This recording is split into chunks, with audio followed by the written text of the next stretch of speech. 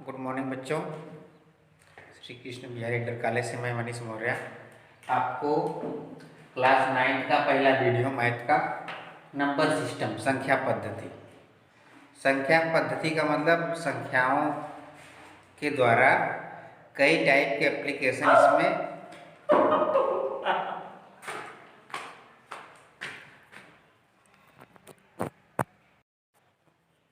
बोलिए बोलिए शुरू शुरू करा। से। हाँ बोलिए, सीधे पहले खड़े हो जाइए। हाँ बोलिए आप। गुड मॉर्निंग बच्चों, श्री कृष्ण बिहारी इंटर कॉलेज से मैं मनीष मौर्य क्लास 9 मैथ का आज पहला वीडियो पहले चैप्टर का एनसीईआरटी मैथ से। चैप्टर का नाम है नंबर सिस्टम संख्या पद्धति। संख्या पद्धति का मतलब कि संख्याओं का सरलीकरण में कई टाइप के क्वेश्चन आएंगे, आपको इसको पार्ट वाइज सॉल्व करना है। तो इसमें क्या क्या क्वेश्चन संभावित हो सकते हैं, कैसे कैसे क्वेश्चन आपसे पूछे जा सकते हैं एग्जाम में, और उसमें आपको क्या क्या सीखना है। तो आपको हम जनरली बता दें, इसमें सीखना है दो परिमेय संख्याओं के बीच में परिमेय संख्याएं निकालना, संख्या रेशनल नंबर में दी हुई होगी मतलब परिमेय संख्या में, तो उसको दशमलव में बदलना होगा। दशमलव में दिया होगा तो उसको बदलना होगा परिमेय संख्याओं में। आवर्ती बताना होगा, शांत दशमलव क्या होता है ये, और कैसे मालूम करेंगे कि संख्या परिमेय है या अपरिमेय। और अपरिमेय संख्या को हम इसमें संख्या रेखा पर दर्शाना सीखेंगे। और कुछ करड़ी की सवालें होंगी, रूट में कुछ क्वेश्चन होंगे, उनको हम जोड़ना घटाना गुणा भाग करना सीखेंगे, उसको सॉल्व करना। तो ये पूरे चैप्टर की समरी है और उसमें हम आज पहला वीडियो स्टार्ट करेंगे। इसमें आपको हम स्टार्ट कर रहे हैं। देखिए आप, पहला क्वेश्चन है दो परिमेय संख्याओं के बीच में परिमेय संख्या ज्ञात करना। क्या निकालना है? दो परिमेय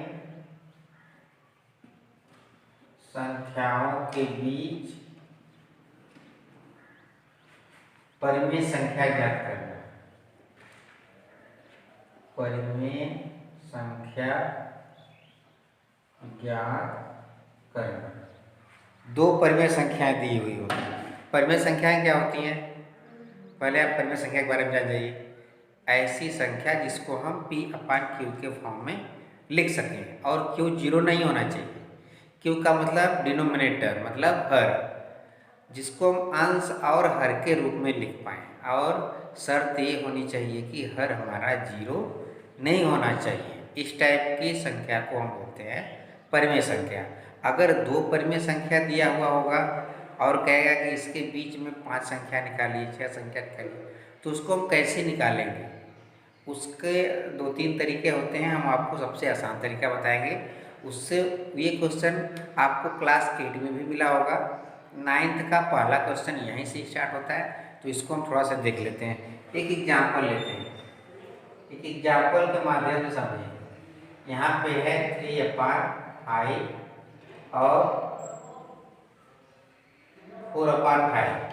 दो परिमेय संख्या बोर्ड पे आपको दिख रही है, 3/5 और 4/5। और इन दोनों परिमेय संख्याओं के बीच 6 परिमेय संख्याएं निकालना है।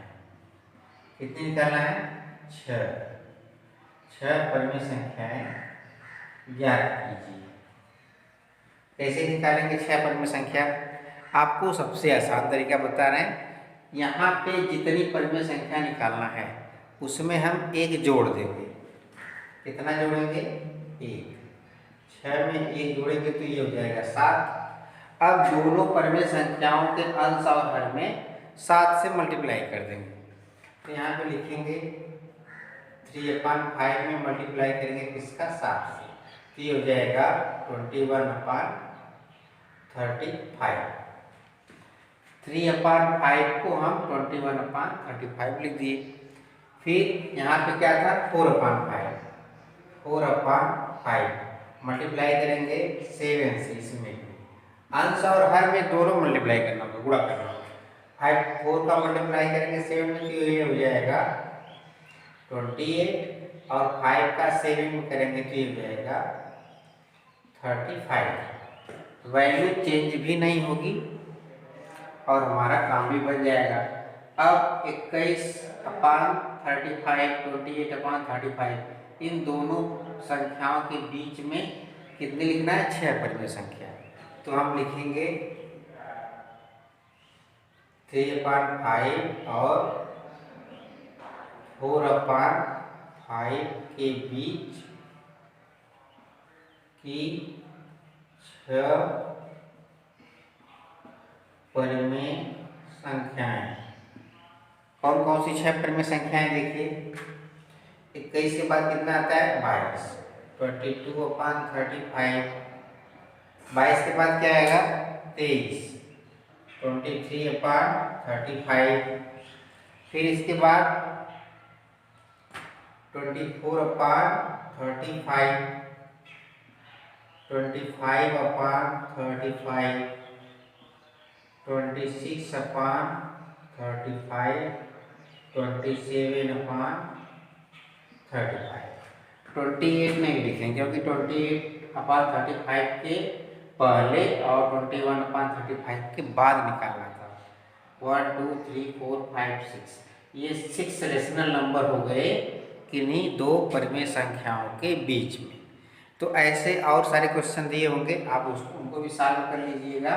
तो सबसे आसान तरीका क्या था? जितनी परिमेय संख्या आपको निकालनी है उसमें 1 ऐड करके, उसमें पहले 1 ऐड कर देंगे, 6 में 1 ऐड करके 7 हो गया। अब जितना आएगा ऐड करने पर दोनों परिमेय संख्याओं के अंश हर में दोनों में उसका मल्टीप्लाई कर देंगे तो संख्या उसी के समतुल्य हो जाएगी। 3/5 और 21/35 ये दोनों समतुल्य संख्याएं हैं, तो वैल्यू भी चेंज नहीं होगी और इनके बीच में जितनी संख्याएं चाहिए उतनी हम आराम से क्या कर सकते हैं? निकाल सकते हैं। तो अगले क्वेश्चन की तरफ हम बढ़ते हैं। अगले क्वेश्चन में हम ये तो दो परिमेय संख्याओं के बीच में परिमेय संख्याएं निकालना है। अब ऐसे ही हम सीखेंगे, कोई अपरिमेय संख्या दिया होगा उसको संख्या रेखा पर दिखाना। संख्या रेखा क्या होती है? संख्या रेखा का मतलब होता है कोई एक रेखा दी हुई होती है और उसके सेंटर में क्या होता है? 0 होता है। 0 के दाहिने तरफ सभी धनात्मक संख्याएं होती हैं और 0 के बाईं तरफ क्या होती हैं? ऋणात्मक संख्याएं। मतलब संख्या रेखा पर पूरा पूर्णांक होता है।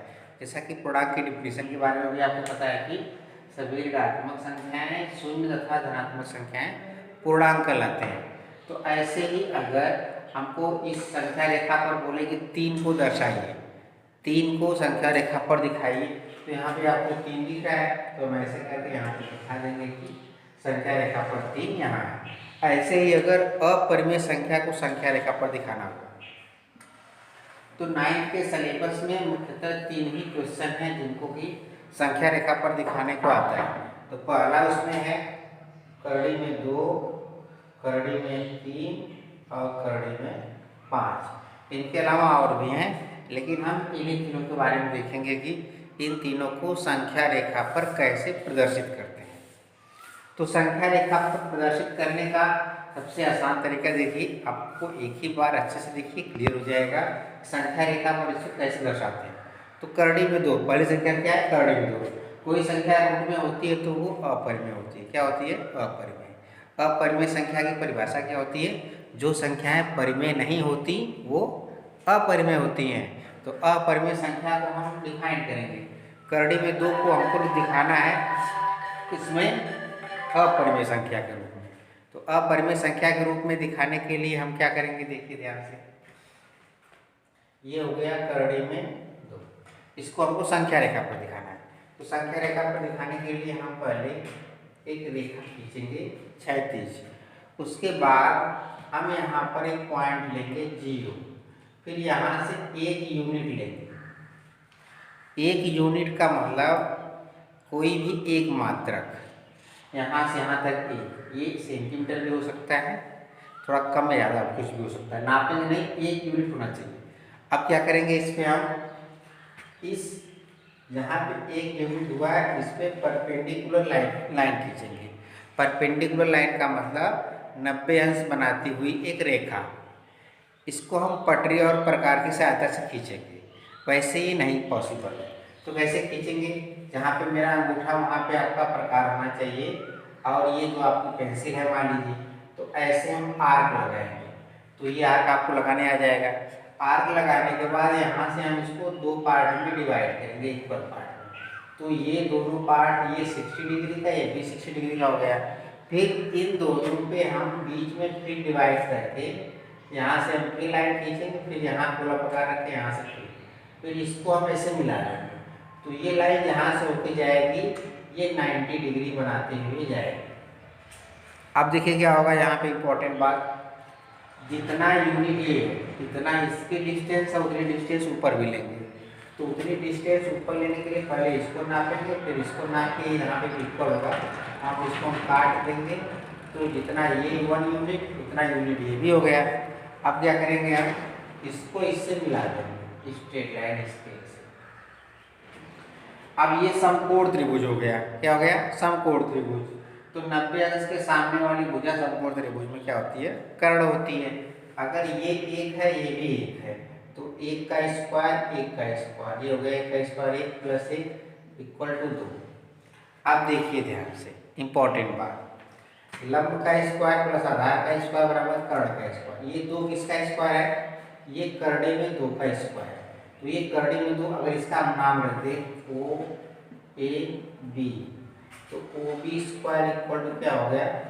ओ A square plus A B square, जो कि पाइथागोरस नियम का पालन करता है। तो करड़े में 2, यहाँ से ओ बी कितना हो जाएगा? करड़े में 2, जो कि आपको खींचना था।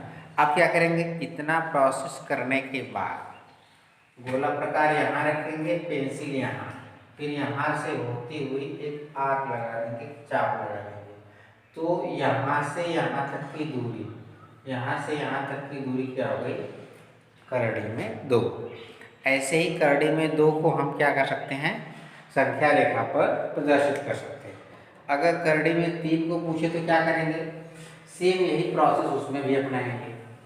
आपको अगर ये थोड़ा से कम समझ में आया होगा तो आप करड़ी में 3 देखिए, धीरे धीरे सब समझ में आ जाएगा आपको। करड़ी में 3 को संख्या रेखा पर दिखाना है।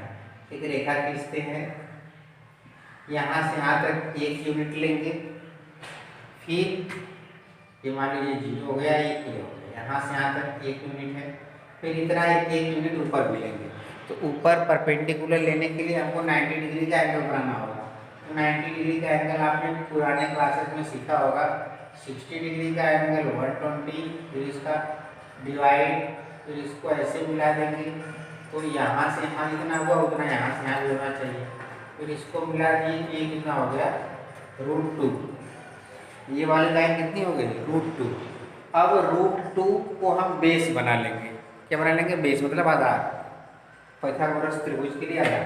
फिर यहाँ से हम 90 अंश का कोण बनाती हुई एक रेखा खींचेंगे। तो 90 डिग्री का एंगल बनाने के लिए हम क्या करेंगे? गोला प्रकार यहाँ रख के फिर हम ऐसे आर्क लगाएंगे यहाँ से, फिर यहाँ से ऐसे काटेंगे, फिर यहाँ से ऐसे, फिर यहाँ से ऐसे काटने के बाद फिर इसको हम ऐसे मिला देंगे।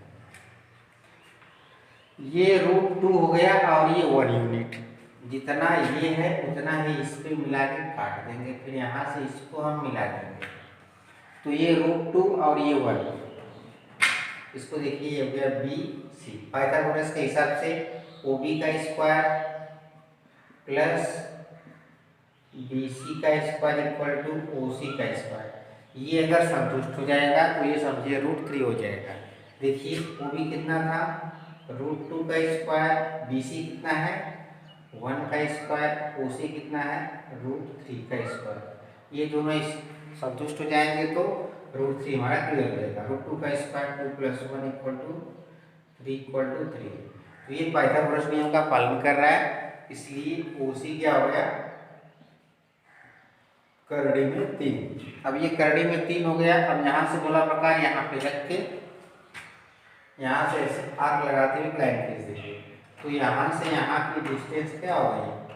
करड़ी में 3। तो ये हमने सीखा कि करड़ी में 3 को परिमेय संख्या, अपरिमेय संख्या को कैसे हम दर्शाते हैं, किस पे? संख्या रेखा पर।